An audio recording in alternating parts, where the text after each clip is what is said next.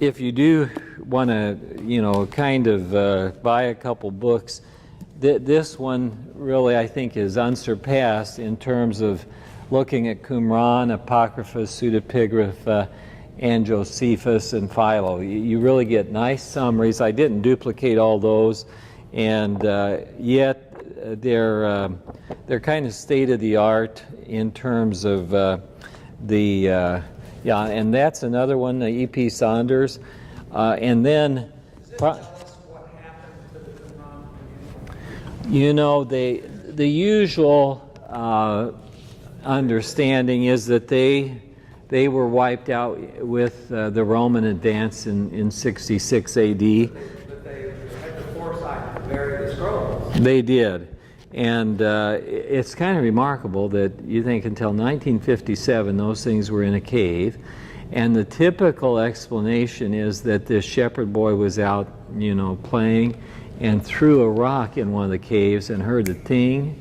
And with that, and there was all kind of intrigue about, and still is, if you bring a new manuscript, is it authentic? And there have been several kind of famous forgeries now, like the Gospel of Judas that they pretended was early.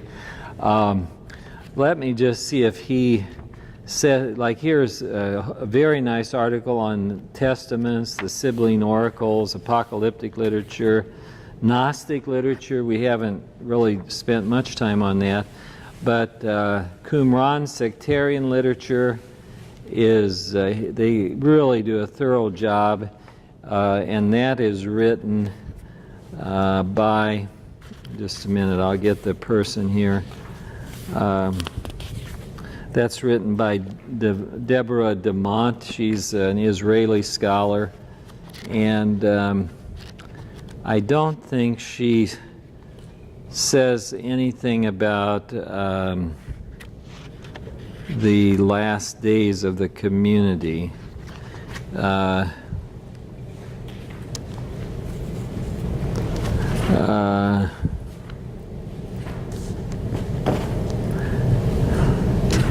Well, yeah, here, the second building period started only at the beginning of the reign, about 4, and it ended in violent destruction, probably wrought by the Romans in 68 AD. So that's the usual explanation for their end. But yeah, they had the foresight, and one of they're continually digging, and one of the striking features of Qumran was the large number of ritual baths that they had, the mikvahs, and that, in fact, Stuart Miller, think about this, because I've thought about it. He said what Judaism has done effectively is map the woman. He used that expression. And he said if you regulate the woman, you regulate the community. That's an interesting concept. And he said, for example, your Jewish nature is not determined by your father, but by your mother. And so to be a bona fide Jew, you have to be born of a Jewish woman. And I think there's an insight there. If you look at religious communities, and our churches are probably indicative of this, aren't the women often the pillars of the community in terms of its performance? And I think the devout Jewish mother is a force to be reckoned with, because all the family is related there and going to have to abide by, some ritual behavior. And men, in fact, did I share this little piece about, stop me if I did, because it's an old rabbinic saying that says, there once was a wicked woman and a wicked man. The wicked woman married a godly man and made him wicked. The wicked man married a godly woman and she made him godly. Conclusion, everything depends on the woman. And I think, there's a truth there. I mean, that I've seen, I think some SEM students have grown in their faith and life and been led to the seminary by godly experience with their wives and the wives' family. And maybe, if I were buying, I'd buy these two, and maybe this one. I wanted to be fair to the Jewish community, and he does have some kind of good interpretations, and this might be something to ask for in the library. And it's a very interesting book in some ways, but it's another way to describe some of the same things we've been talking about. It's called Middle Judaism, Jewish Thought, 300 BC to 200 AD. Yeah, if you want to, you can look through it. I'll take the title down. Sure. Then, so that we're complete, I thought perhaps in this short time the best thing I could do was to show you how rich this whole era is.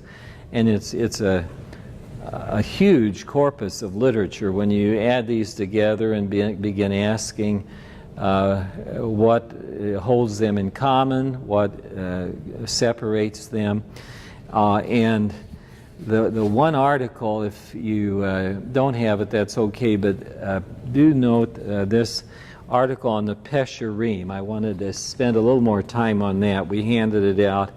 And the Pesherim are commentaries from Qumran, basically. And these few pages basically give you a overview of some of the Peshers. And what is kind of striking here is the form of the commentary is this, that you give a line and then you comment on it. You comment or you interpret. And that's, in some ways, these Pesherim at Qumran are the first example of that. You don't really have that genre in the Old Testament. You don't really have it in that form in the New Testament. Sometimes the apostles will explain an Old Testament text, but the Pesherim are in that form.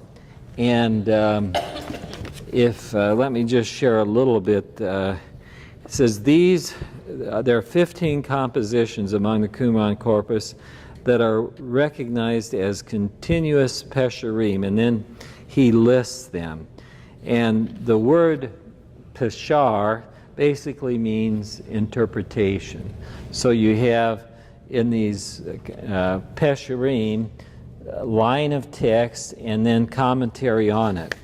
And he illustrates some of that. Each of them is extant only in a single commentary. And let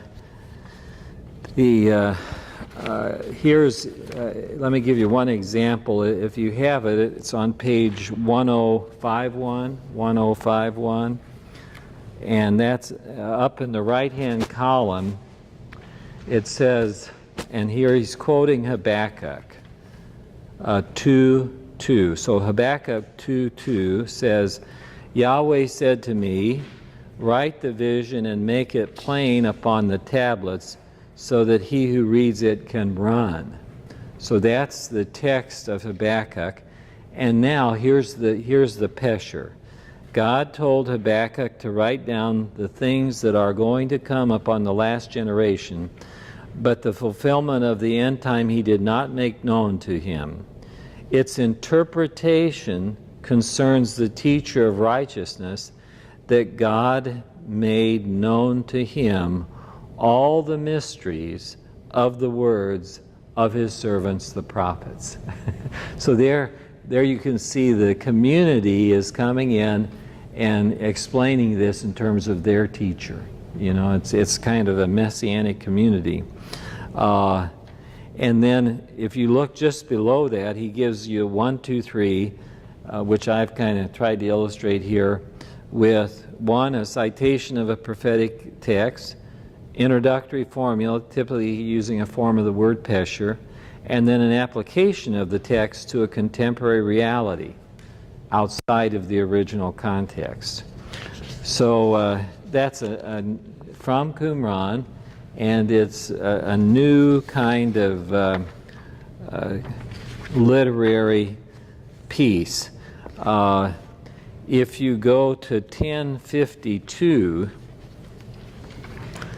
the right-hand column, that's interesting. In these pesherim, there's a term called the kittim, and they are the Gentile adversaries and may variously refer to Greeks or Romans. It is also the case that they might refer to some of their opponents in Jerusalem. And then the teacher of righteousness, here are lots of references to him, and the role he played. Additional epithets for that figure are teacher of the community, interpreter of the Torah, interpreter of knowledge. The teacher was a priest, so we have, and then over against him was the wicked priest, a man of lies, a lion of wrath. So it's a fascinating literature, and he then kind of summarizes the major pesherim and how they make applications. So add that to our repertoire, and one of those references, like 1 QP, okay, the one refers to the cave number, and then Q, of course, is Qumran, and then usually after that, for example, in 1052, you have 1 QPHAB, cave 1 at Qumran, the Pesher on Habakkuk. Then you have 4 QP Psalm A, K4 Qumran Pesher on the Psalms, the first one, A. Then 4 QB Pesher B, Cave 1 Qumran Pesher on Micah. So they have, then sometimes you have, like, for example, the Thanksgiving scroll is K4Q and then MMT, or the war scroll is simply 1QM. So they sometimes, you know, don't have the biblical notation in there. What? 4K. Right. And Are people allowed to visit there? you are allowed to visit the community, which is below the caves. You're not allowed to go into the caves. Did you go there when you were in? I went in about 3 caves. Okay, I was afraid. Certain scholars, you know. Were you there as well, or yeah? It's an impressive complex of buildings, isn't it, that they've unearthed? And What amazed me is that just because they remember the Qumran community doesn't necessarily mean they lived there. That's what we were taught. really, that Go back to the community and then come back out. really. Were you taught that, or? No, I was taught that they stayed there and were a community expecting God's intervention in their behalf. So they were kind of like the remnant that was over against the establishment of Jerusalem. What was your experience like? Really? They were more of a monastic community that had withdrawn because of the wickedness in Jerusalem, and were there waiting for the Messiah to come. Well, they've changed their scholars. So you, I So I think you got a more recent word that's probably wrong. The other two stairs, one going down and then the one going up. Yeah. So that they didn't touch. Well, it's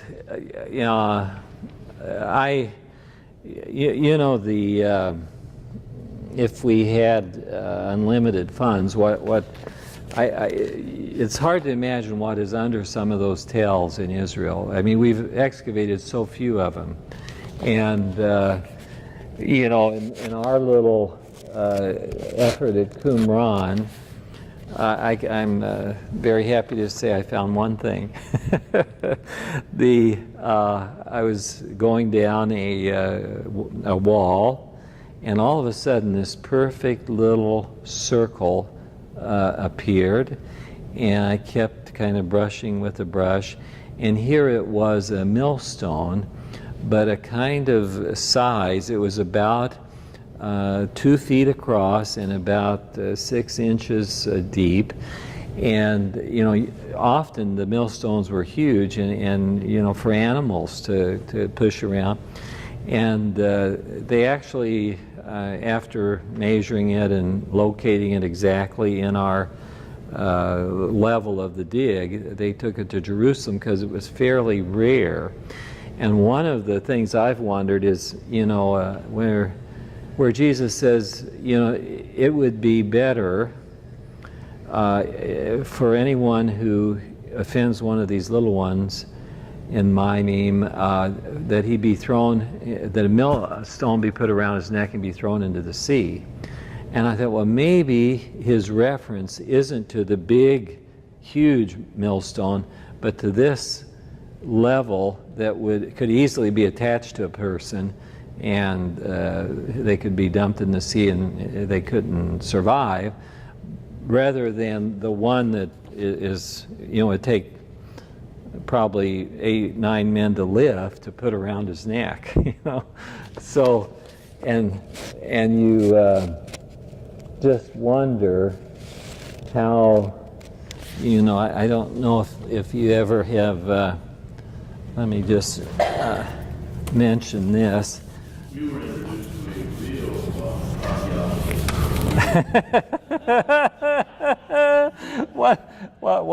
What was her name?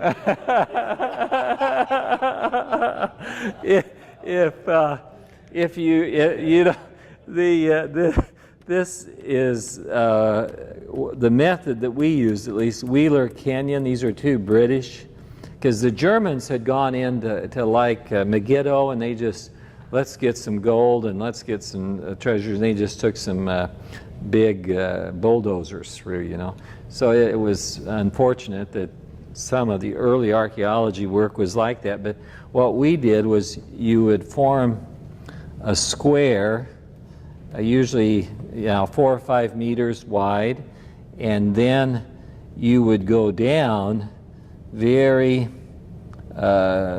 direct like this, and you would carefully, for example, as we went down like 2 or 3 feet, suddenly you're in the Turkish period, and there were 2 types of Turkish pottery. One was called Umayyad, and that was the prominent one. And just like everything, you could tell by the pottery who was there. And then about 600 AD, we began seeing Byzantine pottery. And it's very different than the Turkish pottery. The other kind of Turkish pottery was called Marmaluke. And then beyond, when you got down to 300, you had Roman pottery, and there were 2 types of Roman pottery, namely late and early. And it's the early Roman pottery that would have been there at the time of Jesus. So what I thought is fascinating is how much you can tell about the historical occupant by the technology, by the pottery that was there. Like if someone digs us up in a future century and come across cell phones, well, they know when cell phones were invented, or come across Tupperware, microwaves, or you could just chronicle light bulbs. You can go down and learn lots about. And the year before I first arrived, a Canadian digger had uncovered 300 Turkish gold coins worth hundreds of thousands of dollars. And Basilius the Ferris, the head digger, he would, in the morning, he'd say, well, this could be the day that you find something, So you'd go out and say, let me at that dirt, give me the shovel, And after a couple of weeks in the hot sun, you say, he's just trying to motivate us, And we dig from 6 a.m., take a break for lunch, and dig to 2 p.m., and then from 2 p.m. to 4 p.m. we'd read pottery. And that's what was an exciting experience. And 1 week, I'll just confess, things had been very hot and very rigorous in terms of moving lots of heavy stuff. So in a moment of weakness, I took some of the pottery that was discarded, a little piece, and I wrote on it, Beit Yeshua, and put some dust over it, tried to make it look real old, House of Jesus. And so I put that in the pottery mix. And when Basilius came across that, he knew 5 languages, and I think he said bad things in every language. Who was the blankety blank blank who contaminated our pottery? This was. So I had to pay for that. I had to work extra hard the next day, but it is to me just a thrilling thing to see archaeologists continuing to go on. And one other little tidbit is, if you visit a place like Hatzor up in the north, here you have a huge, beautiful city that the Assyrians conquered, and in the center of the city, they had dug. Did you get to Hatzor? Yeah, that archaeologist probably wouldn't show you that.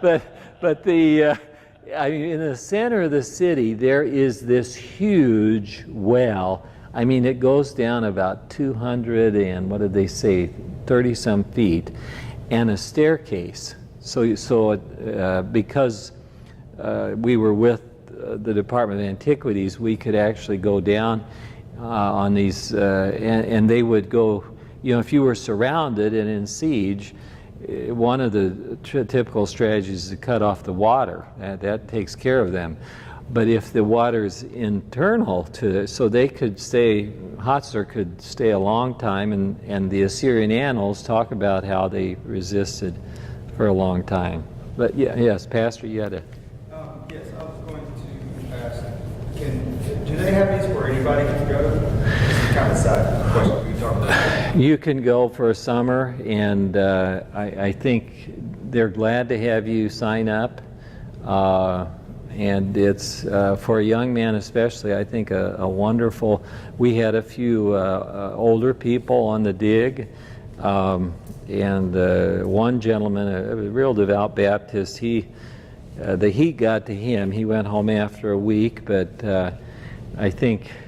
We had 5 universities involved, and if you want a stimulating summer, it really can be rich. And I was just so thrilled to be at Capernaum because of it was the headquarters for Jesus Ministry. When the first year there was a hijacking of an American plane that went up to Beirut. in 85, and the Israelis thought that they were going to be asked to rescue the Americans, so the road going by Capernaum was just full of military, and then they started bombing, and we could watch the jets go across the Sea of Galilee, and they'd go up, and then in the background you'd hear boom, boom. So 2 days when things were looking pretty tense, I carried my plane ticket to the dig. And I thought, if there's incoming, I'm heading to I had 3 boys at home and a wife. And I just have one more follow-up question. Is it finders, keepers, losers, leapers? it's finders, losers, because anything of value they take. And for example, the record of the dig is written by the chief archaeologist, so your chance of fame is minimal. And well, that's enough, eh? Yeah, that's, just anything else on the Pesherim, I just want to be, and here's another one that I thought you might find very interesting because it's rarely talked about, but Greek authors on Jews and Judaism, if you have that. This is, I think, a very interesting article, and it shows that now we're kind of, this is all, what we've been looking at is kind of by the insiders. And what this article by the Greek authors on Jews and Judaism does is it gives you descriptions of the Jews from the Greek vantage point. And the takeaways here are that they generally viewed the Jews as a difficult people that didn't care to associate with others, particularly in their practices. And then you have, a whole series of Greek kind of little things. They recognize that they're Sabbath keepers, that they practice circumcision, and some are staunchly anti-Jewish. And then he includes a nice section on the Roman texts that we have too, some Latin texts. The Strabo, for example, points out that it was a Jew's superstition that led to some of them their abstinence from flesh, circumcisions and excisions, whatever that is. I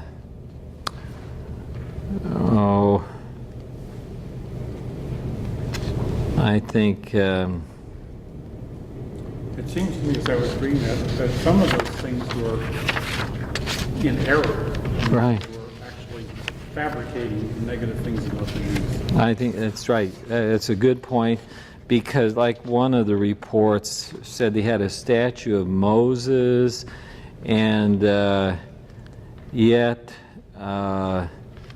he was attached to something. So yeah, I think you're right. There was probably a polemic in there, as well, and significant. So just maybe you can add that to your file of material.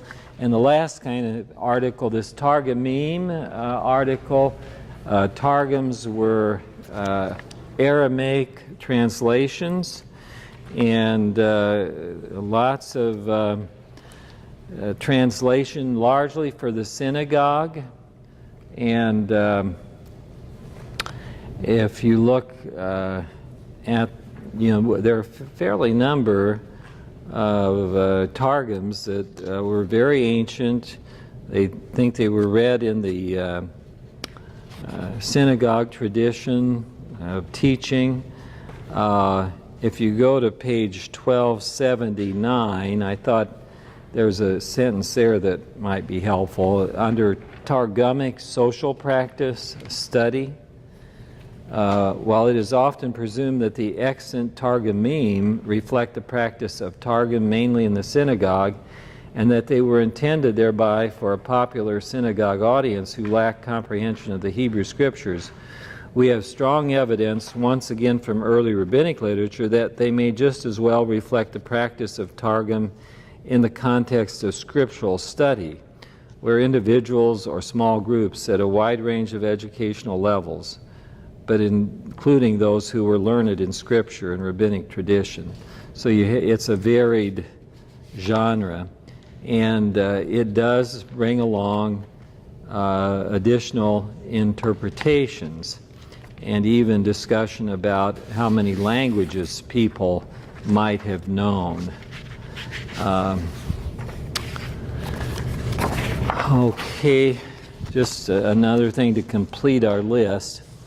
And let me say a few final things and then see if you have things you'd like to explore, and see if I can diagram this a little bit and make a kind of reason to pull everything together. If you'd say, why should we be interested in all of this? Here's my foundational reason. I mean, you can say it's interested for scholarship, and it's we're interested in history. All those things are valid. But for me, if you are defined by the incarnation, that is, Jesus became flesh at a certain time and place. So that time and place, that moment where the Word became flesh is, under Pontius Pilate. In fact, let me mention this. For decades, the German scholars were saying Pilate's a literary fiction. No evidence of him in the Latin literature. And they were right. I mean, there was no mention of Pilate. Until in the 1930s, a man was plowing his field by Caesarea Maritima, by the sea, hits a big rock, gets out, brushes off. There's a big inscription to Pontius Pilate. And now we have another one. So here, I always think, just be patient, and the evidence will support the Bible. But here, let's just say here, under Pontius Pilate, that's, and under Caesar Augustus, God became flesh. Now, if you believe that, as I do, this says, how do you understand this? How can we expound this person? Well, of course, you have the canon of the Old Testament, which he clearly accepted and interpreted. He appeals to Old Testament texts. And then you have the canon of the New Testament. But those two books are in this larger context that we've been looking at. The whole Second Temple period. And there I would agree with Dr. Serberg that we can benefit by seeing how the Second Temple period used the Old Testament, what new material they contributed drawn from the categories of the Old Testament, like Ecclesiasticus or Judith, and to what extent has the New Testament, like Jude and others, been influenced by this literary and oral tradition context. So that, let's just say, here are all the things that are there in Second Temple Judaism, all the things that we've been looking at. If we can further understand and here I like the kind of three levels: broad assumptions of theology, you know, that God is creator. That's just that's across everything, you know, that God is just, that God is holy, those broad concepts. And then I'd say there'd be a second kind of middle level, like I tried to do with that table fellowship treatment yesterday, that we can learn about practices. And then at the third level, I'd like to think we can learn about literary finesses and fine points that are literary, such as metaphors, similes, and like the Pesherim, you have the apostles saying, "It is written," and then they will explain it. They don't use the word pesher, but they'll say gegraptai or the logos. So I think the potential here to serve the message of the biblical text and to amplify its clarity for us, to know the world in which Jesus was operating, in which he was fully human and fully divine. And for my money, it's this that promises payoffs more than 20th or 21st century biblical scholarship. There are some things that are helpful, but overall the literature is dominated in our context, at least, by rationalism, and so that here we've leaped over these modern kind of aberrations to primary data, like the old historian said, ad fontes, to the sources or to the wells. These are primary documents, and therein I think we have reason to really search this literature, see where we can find helpful illumination, both on the broader level, on the practice level, and on the literary level. So that's a little bit of an apology or an effort to say this is worthy, even though there's such vastness in it. And as we saw in even naming Apocrypha and Pseudepigrapha, there's all kind of semantic challenge, or early Judaism. How do you relate the rabbis to the Qumran community, to other parts of the apocalyptic community, the testamentary literature? But this is kind of my recommendation, is that the church continues to be sensitive to the human context that God himself entered, so that we can understand God more fully in his and just maybe a final note is, when you think of, I think there's a profound parallel. If you look at the Old Testament and you look at Babylon, you look at ancient Sumer in the area of the ancient Near East, these were huge, beautiful civilizations. Ancient Babylon had all kind of, wonderful fountains and channels in their capital city. If you look at ancient Egypt, I mean, what a civilization. I mean, we still, Moses could have taken his wife down for a picnic at the Great Pyramid, and it was 1,000 years old already. And what you think, we now know that to build those pyramids, they had to have sophisticated mathematical ability, and mechanical ability. It's just, now, in the context of all that, lo and behold, God says, I'm going to dwell in this portable tent called a tabernacle among a people who are, well, like when Abraham rescues Lot, he can muster 316 seminarians. That's it. I mean, that's not a big force. And so a relatively insignificant people that are pilgrim people and then enslaved, and then he's going to come and give his special presence in that portable tent when you've got all these other things around. In the New Testament, here you have the greatness of Athens, the spectacular Roman Empire, just wow. And ancient Alexandria, they think that the Ptolemies in their main library had almost 500,000 volumes. I mean, it's just extraordinary.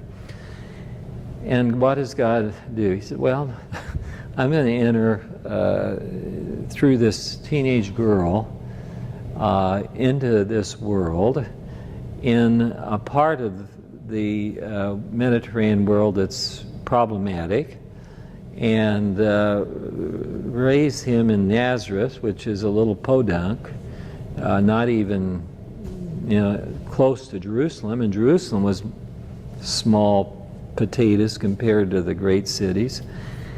And I think here's where the wonderful character of God is displayed in, like C.S. Lewis said, no human being would have ever conceived a God like this, who comes to die on the cross for us. And so I see the theology of the cross, as it were, is in God's profound love for us in coming in the way he did, and thereby showing that he is available to every human being, that there's no requirement of wealth or prestige or degrees, but he is with whoever will have him. And that gives me courage and confidence as the church is in travail today. Doesn't surprise me, doesn't make me despair. In fact, I kind of think we are called to this, and God will take care of us, and maybe there will be an opportunity for a new epoch of evangelism and celebration of the gospel that we'll work for and long for. But in the meantime, I think we have to be faithful. And I'll just mention this to close, because in the university system, we are working hard to remain faithful to the church's teaching on matters of ethics and Christian practice. The presidents have been told, if you are sued, you will blame the church, send them to St. Louis, which is basically then to my office. So I may be in the news like this clerk in Kentucky who wouldn't provide a marriage certificate for sodomy, because I'm not prepared, to change. And I think we've got good legal counsel. We'll do as much as we can. But if, as is possible, the law says, you are out of step and you will have to pay for that, then we have to pay for it. And I think it's a very small likelihood. On the other hand, our legal counsel says if the Supreme Court has another appointment or two that are of the similar mind as the majority, that the legal side is not going to offer much protection. It's probably, but in the midst of that, we have a narrative of enfleshment. That's what and it's, what I'll try to do if I end up in the pokey is take as many books as I can, but take a few Second Temple texts see if I can. But well, any comments? This is kind of my effort to say this is legitimate. It's good for us, even though it's so detailed. There's so many things. That's as I thought about coming these last couple of months, I thought how, and you saw I brought in different books, and how do you compress that into a manageable, package that then you can take with you. And that's probably why I went a little bit overboard in duplicating things. But any comments or? Dr. Serber wrote his intertestamental time in the 70s. Well, it's changed and been discovered since then. It'd be nice if you had somebody who would kind of update. Yeah. That's a very good point. In fact, the number of, now I didn't, it's in the car, I didn't bring it, but I gave you that most recent volume that just appeared with the index of the new texts in there. That should have been on 3 sheets that you have. And I did that just to give you an idea of here's a whole nother new group of texts, and they're planning the second volume should be out in I think another year or 2. And we need, I would think, a famous pastor who has a little time in retirement, who's been treated well, and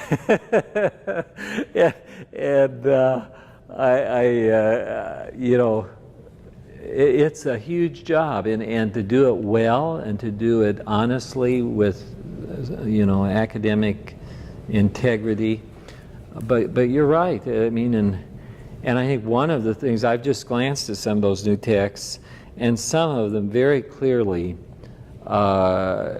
amplify the thought that at least significant communities in this time were looking for God's entrance. It was a kind of an apocalyptic time, and then here you have John writing the apocalypse. So the Christians are operating in this milieu, and with Qumran and others.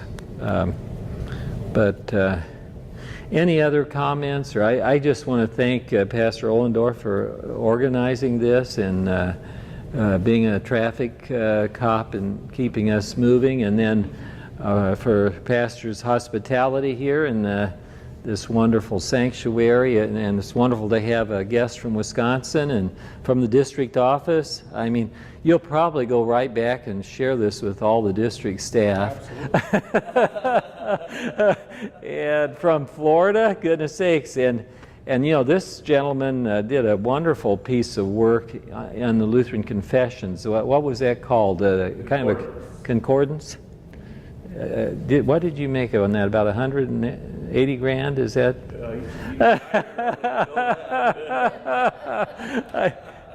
It was a very nice piece of work.